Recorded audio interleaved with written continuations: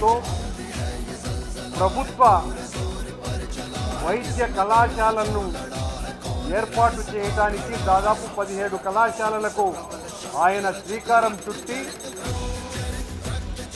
7 కళాశాలల్ని పూర్తి కూడా చేయటం జరిగింది. కేవలం 5,000 కోట్ల రూపాయలు వెచ్చిస్తే మిగతా కళాశాలలన్నింటినీ కూడా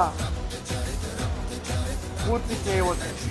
కానీ ఉద్దేశపూర్వకంగా చంద్రబాబు గారి ప్రభుత్వం జగన్మోహన్ రెడ్డి గారి మీద ఉన్నటువంటి కోపంతో పేద ప్రజల మీద పగ తీర్చుకోవాలన్న ఆలోచనతో జగన్మోహన్ రెడ్డి గారు తీసుకొని వచ్చినటువంటి ప్రభుత్వ వైద్య కళాశాలల నిర్ణయాన్ని వ్యతిరేకించి దాన్ని పూర్తిగా ప్రైవేటు పరం చేయడాన్ని నిరసిస్తూ మా